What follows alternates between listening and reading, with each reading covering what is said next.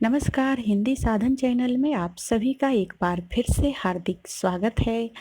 आज के इस वीडियो में शेखर एक जीवनी उपन्यास को हम देखेंगे। इस उपन्यास के लेखक हैं सच्चिदानंद हीरानंद वत्स्यायन अज्ञे। इस उपन्यास को देखने से पहले सबसे पहले हम लेखक के परिचय से परिचित होंगे। उसके बाद इस उपन्यास में जितने भी पात्र आए हैं उस पात्रों के नाम को हम देखेंगे। उसके बाद उपन्यास की समीक्षा और शिल्पगत विशेषता पर भी चर्चा करेंगे। तो आइए सबसे पहले लेखक को देखते हैं। सच्चिदानंद हीरानंद वत्स्यायन अज्ञे हिंदी के प्रसिद्ध साहित्यकार हैं। इन्हें कवि, ललित निबंधकार, संपादक तथा सफल अध्यापक के रूप में जाना जाता है। इन्होंने हिंदी की कथा साहित्य को एक महत्वपूर्ण आयाम दिया। इन्होंने मनोवैज्ञानिक उपन्यासों के लिए अनूठा प्रयास किया है, तो ये मनोवैज्ञानिक उपन्यासकार भी कहे जाते हैं। अब पात्र परिचय देख लेते हैं। शेखर मुख्य पात्र, जो कि शेखर एक जीवनी उपन्यास का केंद्र बिंदु है। इसका स्वभाव विद्रोही है, बंधन से घृणा करता है और बंधन मुक्त रहना चाहता है।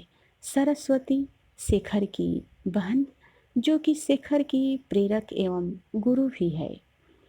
शारदा मद्रासी परिवार की लड़की है, स्वभाव चंचल तथा अस्पष्टवादिता।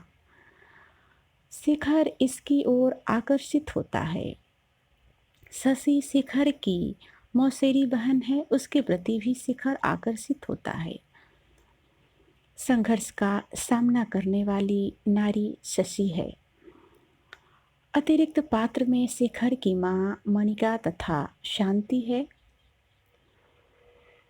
शेखर एक जीवनी उपन्यास अज्ञे की बहुचर्चित मनोवैज्ञानिक उपन्यास है। यह उपन्यास दो भागों में विभक्त है, उत्थान और संघर्ष। पहला भाग 1940 और दूसरा भाग 1944 में प्रकाशित हुआ। उपन्यास के प्रथम भाग को 4 खंडों में बांटा गया। वह 4 खंड कौन कौन से हैं? पहला खंड है उषा और ईश्वर, दूसरा खंड है बीज और अंकुर, तीसरा खंड है प्रकृति और पुरुष तथा चौथा खंड है पुरुष और परिस्थिति। उपन्यास के दूसरे भाग को भी 4 खंडों में बांटा गया है, पुरुष और परिस्थिति, बंधन और जिज्ञासा, शशि और शेखर तथा धागे, रसिया, झुंझर इत्यादि।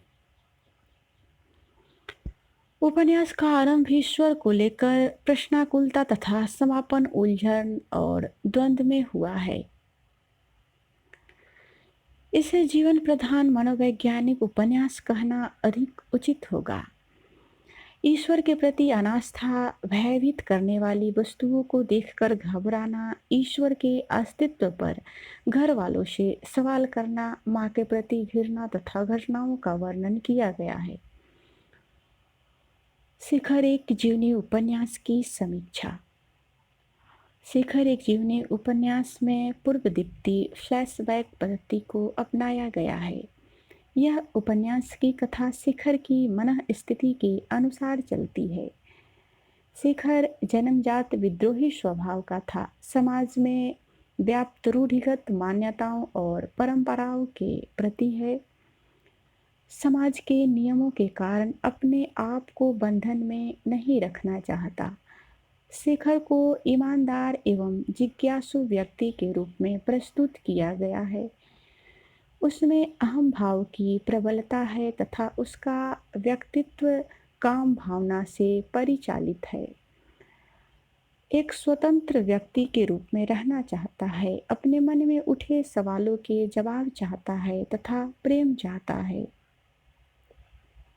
उपन्यास में घटनाओं की अधिकता होने के बावजूद शेखर का व्यक्तित्व स्थिर रहता है। अज्ञे ने शेखर की गुणतम प्रवृत्तियों को चित्रित करने के लिए सूक्ष्म और कलात्मक प्रयोग किया है। शेखर के पात्र को फांसी जैसी विकट परिस्थितियों में अतीत के जीवन को जीने की प्रेरणा देकर उसे सफल बना दिया है। शेखर के स्वप्न के द्वारा उनके भूतकाल के जीवन, वर्तमान जीवन तथा भविष्य के जीवन की दिशा को समझाया है। इस स्वप्न के माध्यम से ही पाठक शेखर के समस्त जीवन के बारे में जानकारी प्राप्त करता है। उस समय की राजनीतिक गतिविधि और सामाजिक यथार्थ के माध्यम से स्वतंत्रता एवं क्रांति की सोच पर भी विचार किया गया है। स्वाधीनता के पूर्व की परिस्थिति का भी परिचय किया गया है। उपन्यास में मृत्यु, अहिंसा, स्वतंत्रता, प्रेम आदि पर विचार व्यक्त किया गया है। संपूर्ण उपन्यास में शेखर के जीवन की सारी समस्याओं को सुलझाया गया है। अहम भाव तथा नारी पुरुष से जुड़ी काम वासनाओं को बेहतर सटीकता से पिरोया गया है। अब हम इस उपन्यास की शिल्पगत विशेषता पर एक नज़र डालेंगे। अज्ञेय बिंब और प्रतीकों का उपयोग इसमें मिलता है। काव्य भाषा भी प्रयुक्त हुई है, अलंकारों का भी उपयोग हुआ है। कथा के अंत में प्रतीकात्मकता भाषा का प्रयोग हुआ है। शेखर एक जीवनी उपन्यास ऐसा मनोवैज्ञानिक उपन्यास है जो हिंदी उपन्यासों को नई दिशा और नए उपन्यासकारों को प्रेरणा प्रदान करता है। तो आज के इस वीडियो में इतना ही। अगले वीडियो में मिलते हैं, तब तक के लिए वीडियो देखने के लिए सभी को बहुत बहुत धन्यवाद। अगर आपने अभी तक हिंदी साधन चैनल को सब्सक्राइब नहीं किया है तो सबसे पहले इसे सब्सक्राइब कर ले और दोस्तों को भी वीडियो को अवश्य ही शेयर करें ताकि वे भी उसका लाभ उठा सके। धन्यवाद।